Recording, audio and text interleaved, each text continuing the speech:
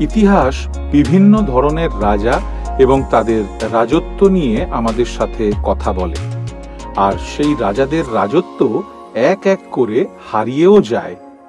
শুধুমাত্র ঈশ্বরের রাজ্য এবং ঈশ্বরের মণ্ডলী স্থায়ীভাবে আমাদের মধ্যে থেকে যায়।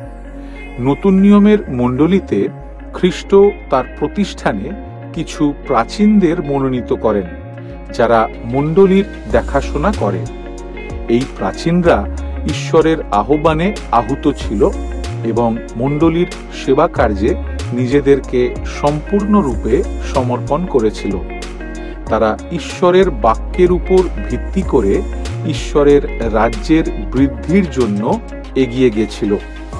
আমরা এই অনুশীলনীতে প্রাচীনদের যোগ্যতা, কার্য এবং দায়িত্ব ঈশ্বরের মণ্ডলীর প্রতি কি, সেই বিষয়ে আলোচনা করব।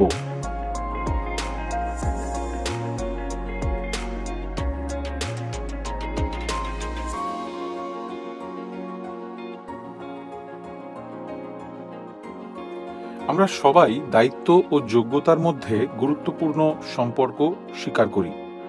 কোনো কাজ বা ভূমিকার জন্য দায়িত্ব গ্রহণ করতে হলে আমাদেরকে অবশ্যই তা করার জন্য যোগ্য হতে হবে। তা না হলে ফলাফল ভয়াবহ হতে পারে। আমার সিভিল ইঞ্জিনিয়ারিংয়ে কোনো প্রশিক্ষণ নেই। যদি আমাকে একটা গগনচুম্বী অট্টালিকার নকশা তৈরির দায়িত্ব দেওয়া হয়, তাহলে তা হাস্যকর হবে, কারণ আমি সেই ধরনের কাজের যোগ্য নই। আচ্ছা, এই মডিউল বা কার্যধারায় নতুন নিয়মে শাসনকারী প্রাচীন পদের বিষয়ে বাইবেল কি শিক্ষা দেয়, আমরা সেই বিষয়ে বিবেচনা করছি। ঈশ্বর তার বাক্যে নির্দিষ্টভাবে কিছু মানদণ্ড দিয়েছেন, যেগুলি কোনো ব্যক্তিকে খ্রিস্টের মণ্ডলীতে প্রাচীন হিসাবে সেবা করার জন্য পূরণ করতে হবে। এই বক্তৃতায় আমরা সেই যোগ্যতাগুলির অন্বেষণ যুক্ত থাকব, যেগুলি প্রথম তিমথিও 3 অধ্যায় ও তীত 1 অধ্যায়ে লিপিবদ্ধ আছে। অতএব প্রথমত বাইবেল সম্মত মানদণ্ড। প্রথম তিমথিও 3 অধ্যায়ের বিবেচনায় যাওয়ার আগে আমাদের একটু পিছনে যাওয়া উচিত, আর এই শিক্ষাকে প্রাচীনদের আহ্বান ও যোগ্যতার বিস্তৃত প্রসঙ্গের মধ্যে স্থান দেওয়া উচিত। প্রথম তিমথিও 3 অধ্যায়ের কিছু অংশ যখন দানের উল্লেখ করে, উদাহরণস্বরূপ প্রাচীনদেরকে অবশ্যই শিক্ষা দানে উপযুক্ত হতে হবে। তা সাধারণত একজন প্রাচীনের সদ্গুণ, তার চরিত্র, জীবন, ধার্মিকতা, পরিপক্কতা এবং অভিজ্ঞতার উপর আলোকপাত করে। সর্বোচ্চ যোগ্যতাগুলিকে প্রকৃতপক্ষে 3টি সাধারণ শিরোনামে সংগঠিত করা যেতে পারে। তাই প্রথমত আমাদের কাছে প্রাচীনের সদ্গুণগুলি রয়েছে।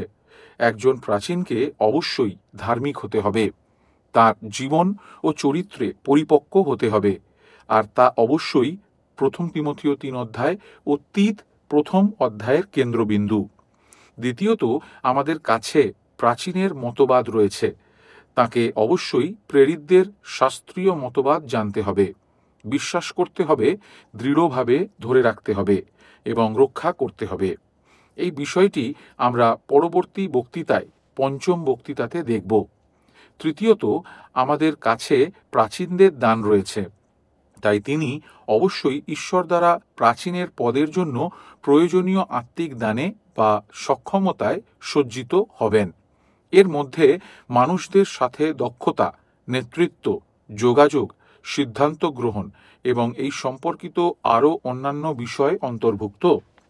এই দৃষ্টিভঙ্গিটি প্রকৃতপক্ষে এই কার্যধারার বাকি অংশের 6 নম্বর বক্তৃতা ও পরবর্তী বক্তৃতাগুলির কেন্দ্রবিন্দু হবে। তাই আমরা যখন পূর্ববর্তী বক্তৃতায় এবং এই বক্তৃতাতে যোগ্যতা শব্দটি ব্যবহার করি, তখন আমরা প্রথম তিমথিও 3 অধ্যায়ে উল্লেখিত জীবন ও চরিত্রের যোগ্যতার কথা বলি। অতএব আমরা এখন এই অংশের বিবেচনা পুনরায় শুরু করব। আমরা শিক্ষাদানে উপযুক্ত হওয়ার বিষয়ে শেষ করেছি, আর তাই আসুন আমাদের কাছে দেওয়া আরও কিছু যোগ্যতা সম্পর্কে বিবেচনা করা যাক। এই অংশের পরবর্তীতে আমাদেরকে বলা হয়েছে যে প্রাচীন যেন মদ্যপানে আসক্ত না হন। 3 পদ। এটা প্রচুর পরিমাণে দ্রাক্ষারস না দেওয়া হিসাবে অনুবাদিত হতে পারে। তাই কোনো ব্যক্তিকে প্রচুর পরিমাণে দ্রাক্ষারস দেওয়া হলে সে প্রচুর দ্রাক্ষারস পান করবে। হিতোপদেশ 23 অধ্যায়ের 30 পদের ভাষায় সে দ্রাক্ষারসের কাছে বহুকাল থাকে। এর মধ্যে তারা সবাই অন্তর্ভুক্ত, যারা মাঝে মাঝে অতিরিক্ত মদ্যপান করে থাকে, আবার যারা নিয়মিতভাবে অতিরিক্ত মদ্যপান করে থাকে। সেই অর্থে সেই ব্যক্তি মদ্যপানের দাস। এই ধরনের ব্যক্তি মণ্ডলীতে প্রাচীন পদের যোগ্য নয়। প্রথম তিমথিও 3 অধ্যায়ের 3 পদে পৌল এমন বলেননি যে একজন প্রাচীন কখনোই মদ্যপান করবেন না। এই পদের উপর ভিত্তি করে যারা প্রাচীনদেরকে মদ্যপান থেকে দূরে থাকতে বলে, তারা আসলে এমন কিছু বলার জন্য যোগ্যতাগুলিকে ঘুরিয়ে দিয়েছে যা আসলে বলা হয়নি। শাস্ত্রের অন্যান্য অংশ থেকে আমরা জানতে পারি যে ঈশ্বর আমাদেরকে দ্রাক্ষারস দিয়েছেন, যা মানুষের হৃদয়কে প্রফুল্লিত করে। গীতসংহিতা 104-এর 14-15 পদ। যিশু দ্রাক্ষারসকে প্রভুর ভোজের একটা অন্যতম উপাদান হিসেবে ব্যবহার করেছিলেন। আর যতদিন পর্যন্ত না প্রভু ফিরে আসছেন, ততদিন আমাদেরকে প্রভুর ভোজে দ্রাক্ষারস ব্যবহার করে যেতে হবে। কিন্তু প্রথম তিমথির আর কিছু পরে একই পুস্তকে পৌল তিমথিকে বলেছেন, এখন অবধি কেবল জলপান করিও না, কিন্তু তোমার উদরের জন্য ও তোমার বারবার অসুখ হয় বলিয়া কিঞ্চিত দ্রাক্ষারস ব্যবহার করিও। 5 অধ্যায়ের 23 পদ। শাস্ত্র এইভাবে ঈশ্বরের চুক্তির আশীর্বাদকে প্রকাশ করে। তা আমাদের সমস্ত অধিকার এবং আমাদের উৎপাদনের প্রথম ফল দিয়ে প্রভুকে সম্মান করার কথা বলে, যেন আমাদের গোলাঘর পর্যাপ্ত পরিমাণে পূর্ণ থাকে এবং আমাদের পাত্রগুলি নতুন দ্রাক্ষারসে উপচে পড়ে। হিতোপদেশ 3 অধ্যায়ের 9-10 পদ। তাই দ্রাক্ষারস ঈশ্বরের উত্তম উপহারগুলির মধ্যে একটি, এবং তা ঈশ্বরের গৌরবের প্রতি ব্যবহারের জন্য। এই পদে প্রভু প্রাচীনদের পদ থেকে তাকে অযোগ্য করেন, যাকে প্রচুর দ্রাক্ষারস দেওয়া হয়েছে, অর্থাৎ অতিরিক্ত মদ্যপান করা, মদ্যপ হওয়া। কারণ শাস্ত্র মদ্যপ হওয়াকে এই বলে নিন্দা করে যে কোনো মদ্যপ ঈশ্বরের রাজ্যে অধিকার পাবে না। প্রথম করিন্থীয় 6 অধ্যায়ের 9-10 পদ। আর তাই সাধারণত একজন প্রাচীনকে যেন দ্রাক্ষারস পরিচালনা না করে, বরং তিনি যেন বুদ্ধিপূর্বক দ্রাক্ষারসকে ব্যবহার করতে পারেন ঈশ্বরের গৌরবের জন্য পরিমিতভাবে। আর তাই যদিও এই পাঠে নির্দিষ্টভাবে দ্রাক্ষারসের কথা বলা হয়েছে, তার নীতিটি অবশ্যই এখানে প্রযোজ্য যে কোনো খাবার বা পানীয় কোনো ব্যক্তির উপর কর্তৃত্ব করতে পারে, বিশেষ করে সেইগুলি যা কোনো ব্যক্তির সিদ্ধান্তকে দুর্বল করায় আর নিজেকে ও তার কথার নিয়ন্ত্রণকে ক্ষতিগ্রস্ত করে। সেই জন্য দ্রাক্ষারসের প্রতি আসক্তি কোনো ব্যক্তিকে পদের অযোগ্য করে তোলে। যে ব্যক্তি মদ্যপ হয় সে এই যোগ্যতা পূরণ করতে পারে না। আর প্রকৃতপক্ষে কোনো বিশ্বাসী, বিশেষ করে কোনো প্রাচীন মদ্যপ হবে না, কারণ তাকে উদাহরণস্বরূপ হতে হবে। বরং শাস্ত্রের অন্যান্য অংশে আমাদেরকে যেমন বলা হয়েছে, খ্রিস্ট বিশ্বাসীদেরকে পবিত্র আত্মায় পূর্ণ হওয়া উচিত। আর তাই একজন প্রাচীন তিনি, যিনি প্রভুর সামনে ঈশ্বরের গৌরবের জন্য বুদ্ধিপূর্বক শাসন করতে তার সক্ষমতা ব্যবহার করেন। এই অংশে পরবর্তী যে যোগ্যতাটি দেওয়া হয়েছে তা হল তিনি যেন প্রহারক না হন। আর এটির গ্রিক অর্থ একজন হিংস্র ব্যক্তি। একই শব্দ আমরা তীত 1 অধ্যায় 7 পদে পাই। এমন এক ব্যক্তি যে অন্য ব্যক্তিকে আঘাত করে বা প্রহার করে। তাহলে এটা স্পষ্টভাবে সেই ব্যক্তিকে নির্দেশ করে যে রাগের বশে অন্যদের আঘাত করে। এই ধরনের ব্যক্তিরা মণ্ডলীতে অধ্যক্ষ পদের যোগ্য নয়। রাগ বা হিংসা কখনোই প্রাচীনের চরিত্র হতে পারে না। তিনি তেমন ব্যক্তি হবেন না যে তার পরিবার বা পরিবারের বাইরের লোকদের আঘাত করে। অবশ্যই বৈধ আত্মরক্ষার মতো বিষয়গুলি একমাত্র ব্যতিক্রম, যা বাইবেল নির্দিষ্টভাবে অনুমোদন করে। এর মধ্যে বিচারপতি এবং বাবা মায়ের দ্বারা শাস্তির বিষয়গুলিও অন্তর্ভুক্ত।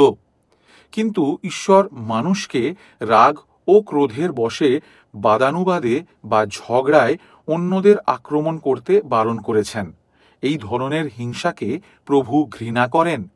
একজন প্রাচীনকে তার মনের উপরে, আবেগের উপরে এবং তার শরীরের উপরে আত্মনিয়ন্ত্রণ করতে হবে, যাতে তিনি এই ধরনের ক্ষিপ্র গতির ক্রোধে না পড়েন।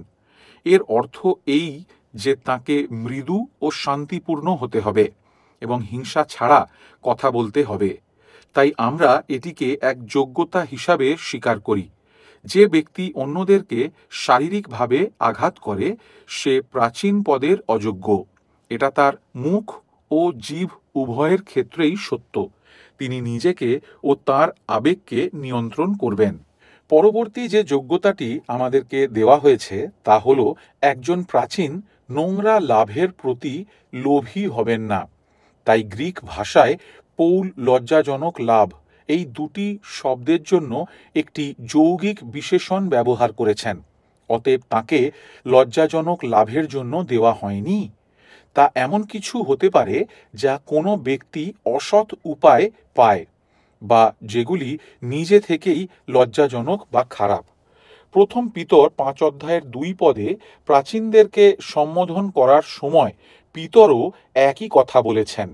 তিনি প্রাচীনদেরকে অসৎ লাভ সম্পর্কে সতর্ক থাকার পরামর্শ দিয়েছেন।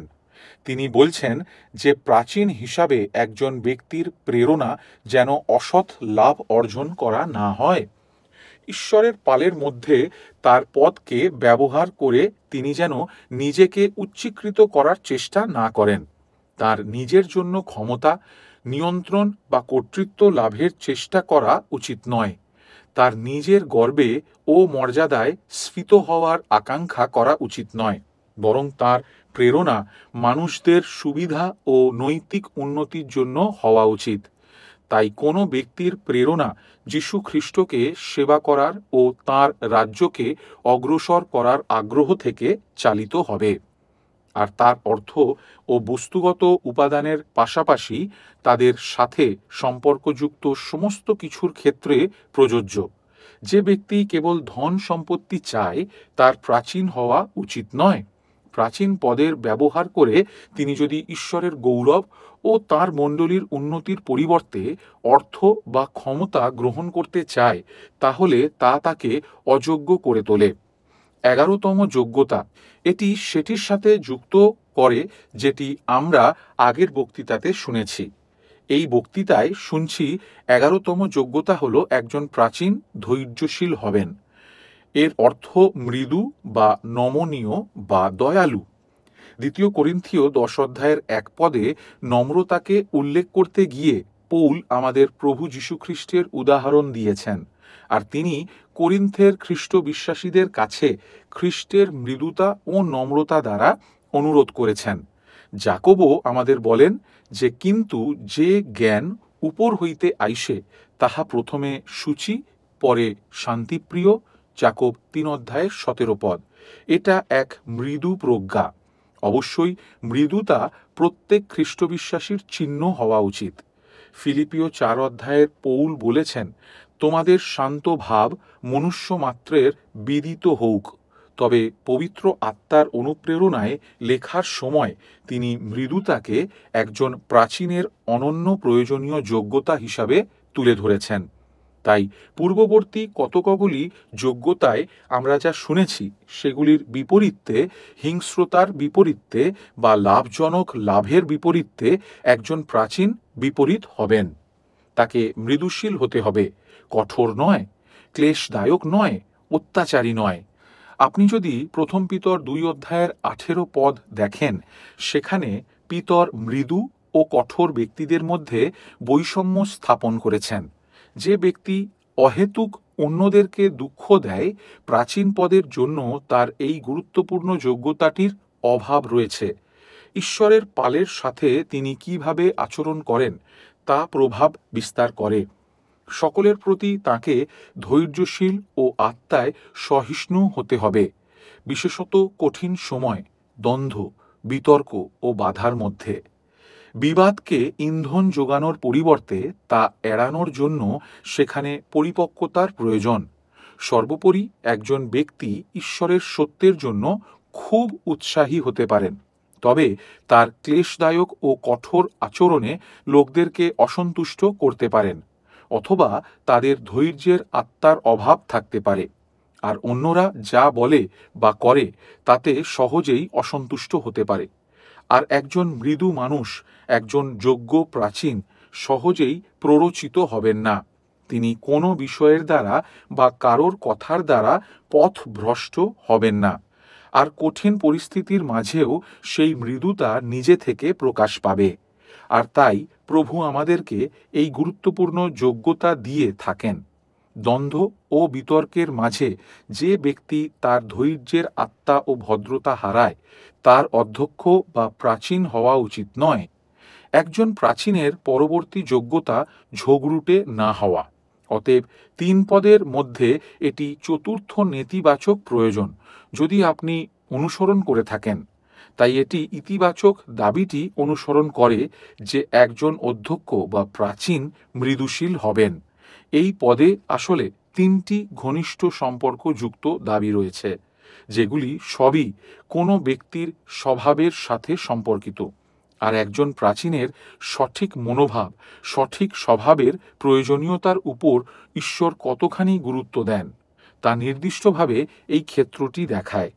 তাই এটি ঝগড়ুটে নয় হিসাবে অনুবাদিত হতে পারে। এর অর্থ বিতর্কের জন্য বা ঝগড়ার জন্য বা বিবাদের জন্য দেওয়া হয়নি। এর অর্থ কোনো ব্যক্তির মধ্যে কোনো কারণে কারোর প্রতি পাপপূর্ণ ঘৃণা থাকবে না, আর অন্যের সম্পর্কে খারাপ কথা বলবে না বা তাদের বিরুদ্ধে অসন্তোষ পুষে রাখবে না।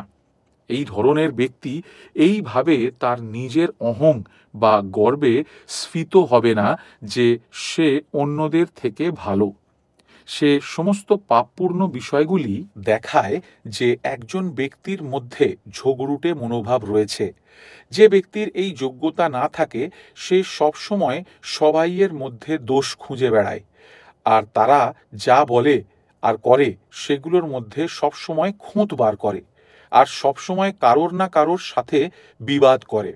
তাই সে তার সহপ্রাচীনদের সাথে মানিয়ে নিতে পারবে না, আর মণ্ডলীর অনেকের সাথে তার সম্পর্ক স্থাপন করতে অসুবিধা হবে। তার অনেক নালিশ ও ঝগড়া থাকবে। সে সবসময় যা ঠিক নয় তা খুঁজে পাবে। আচ্ছা, এই ধরনের স্বভাব কেবল খারাপই নয়, প্রাচীন হিসাবে দায়িত্ব পালনেও তা বিরক্তিজনক।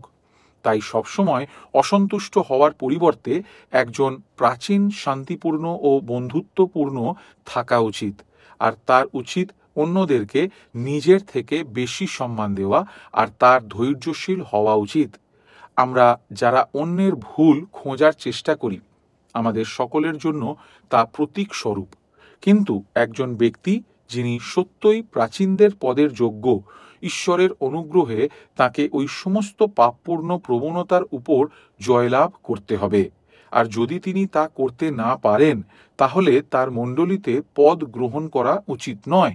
এখন অনেকে হয়তো মনে মনে ভাবছেন, তাহলে এর অর্থ কি? এর অর্থ এই নয় যে একজন প্রাচীন পাপকে উপেক্ষা করবেন বা সমস্ত পাপকে ঢাকা দেবেন এই দাবি করে যে তিনি সমস্ত বিবাদকে এড়াচ্ছেন। না, পাপকে নির্দেশ করার জায়গা আছে এবং প্রকৃতপক্ষে তা এক দায়িত্ব। আমরা ভবিষ্যৎ বক্তৃতায় তা দেখব, কিন্তু তার স্বভাব আকর্ষণীয় হওয়া উচিত। পরবর্তী যোগ্যতা হলো একজন প্রাচীন লোভী হবেন না। আমরা এখনো 3 পদে রয়েছি, আর এই শব্দের আক্ষরিক অনুবাদ হলো রৌপ্যকে ভালো না বাসা, অর্থাৎ লোভী নয়। এর অর্থ রৌপ্যকে ভালো না বাসা। যেহেতু পৌলের সময় রৌপ্য সাধারণত অর্থ হিসাবে ব্যবহৃত হতো, তাই আমরা শব্দটিকে এর আক্ষরিক অর্থে সীমাবদ্ধ রাখব না, বরং এর মানে অর্থকে ভালো না বাসা। অর্থকে ভালোবাসার মানে সেটির পিছনে দৌড়ানো, সেটির সেবা করা, আর কারোর নির্ভরতা সেটির প্রতি রাখা, আর সেটিকে ভালোবাসা। সম্পত্তি ও ধন সম্পদের প্রাচুর্যে জীবন গঠিত, তা চিন্তা করাই হলো অর্থকে ভালোবাসা।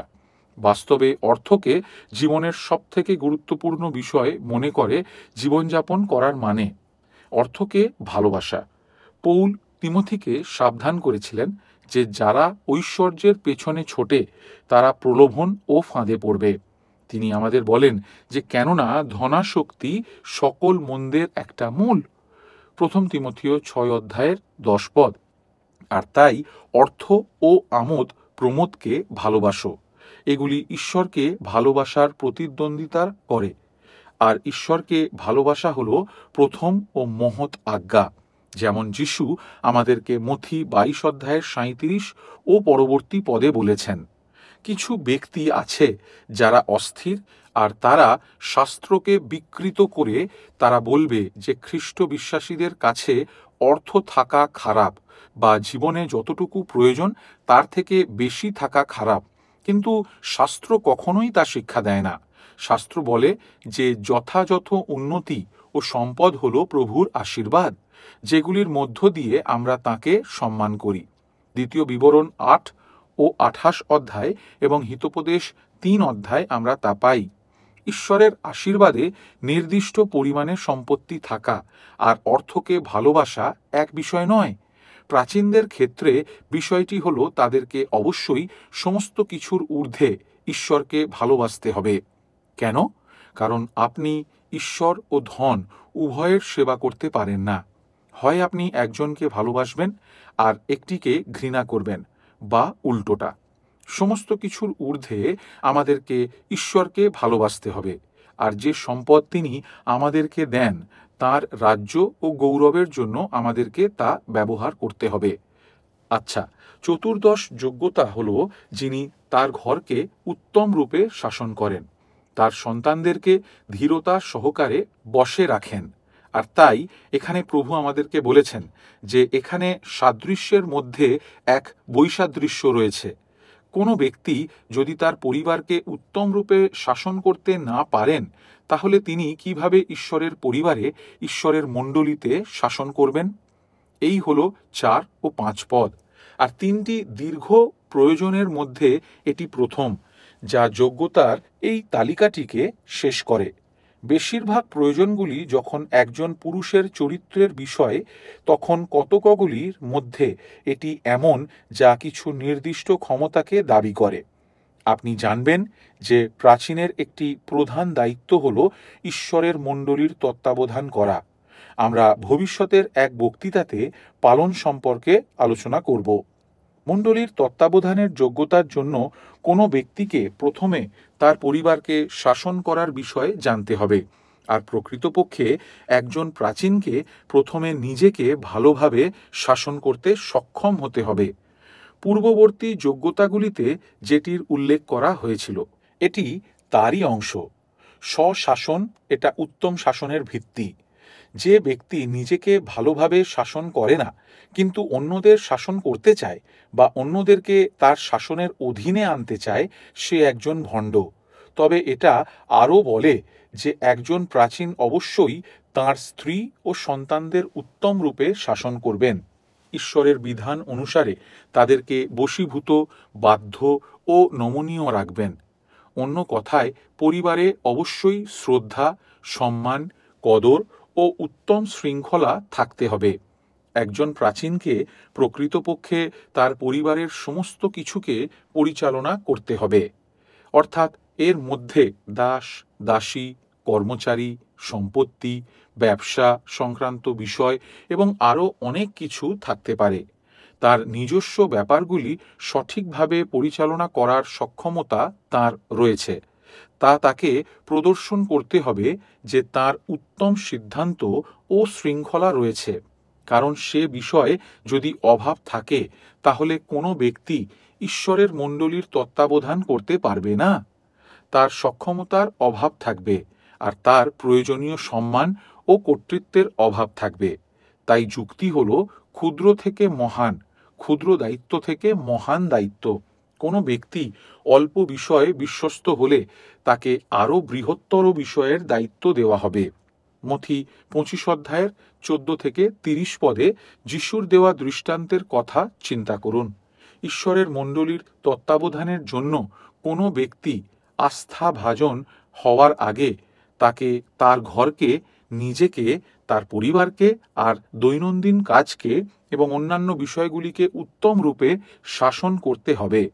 তার সন্তানেরা যদি অবিশ্বস্ত বা অবাধ্য হয় বা তার পরিবারে কলঙ্কপূর্ণ জীবনযাপন করে বা তার স্ত্রী যদি বিদ্রোহী হয়, তাহলে তিনি ঈশ্বরের মণ্ডলী পরিচালনার জন্য উপযুক্ত নন। এই সমস্ত কিছু অভিজ্ঞতাকে বর্ণনা করে, তাই না?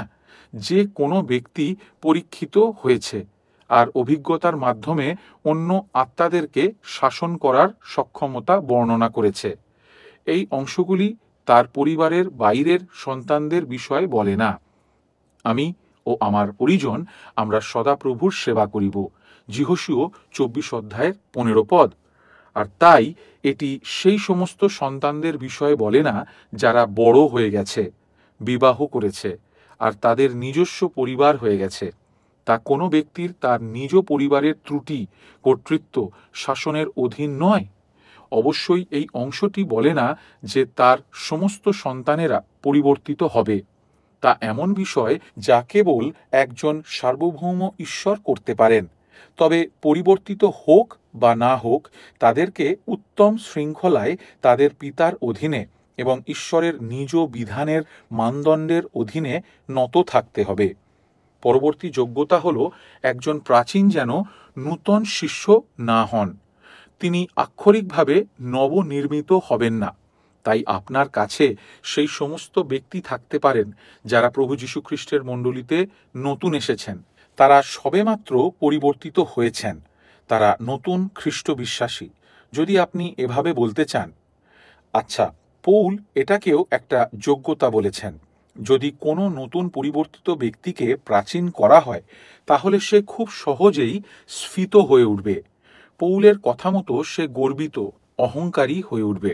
আপনি বলতে পারেন তার গর্ব তাকে সত্যের প্রতি অন্ধ করে তুলবে আর তাকে খারাপ সিদ্ধান্ত নিতে সাহায্য করবে। এই অনুসারে এই শব্দের আরও একটি ইঙ্গিত দেওয়া হয়েছে যে একজন দিয়াবলের বিচার পতিত হতে পারে।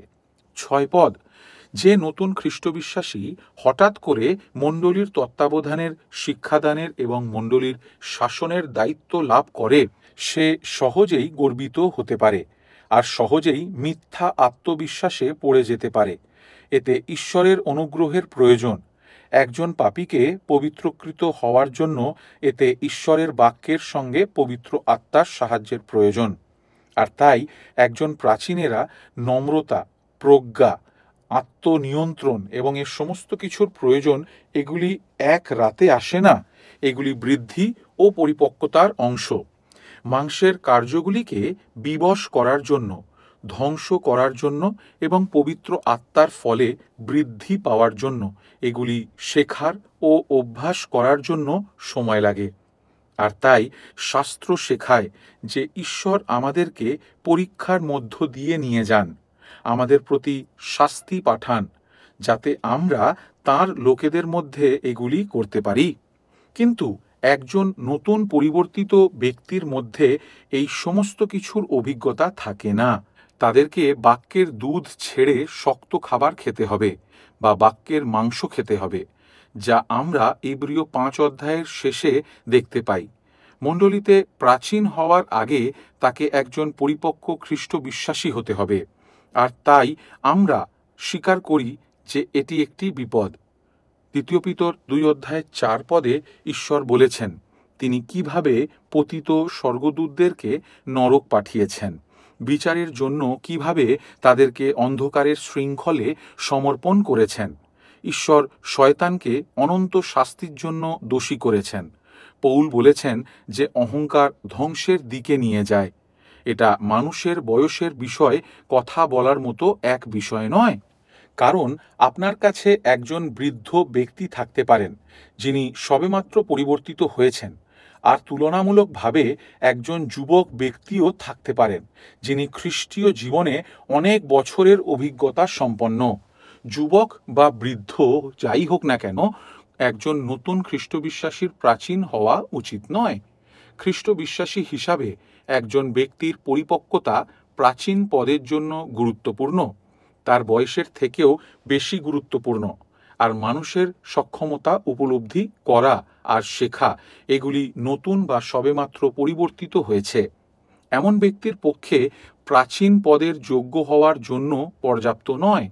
তা এক বিপর্যয় হবে, যেমন আমরা দেখেছি, যা গর্বের দিকে নিয়ে যায় আর শেষ পর্যন্ত শয়তানের দণ্ডে নিয়ে যায়। আর একটি নবীন মণ্ডলীর কাছে যোগ্য প্রাচীন ব্যক্তিদের পেতে সময় লাগবে, আর তাদেরকে প্রাচীন বা ঈশ্বরের বাক্যের পরিচর্যাকারী হওয়ার জন্য আহ্বান করার আগে বিশ্বাসে সেই ধরনের পরিপক্কতা দেখতে আমাদেরও সময়ের প্রয়োজন।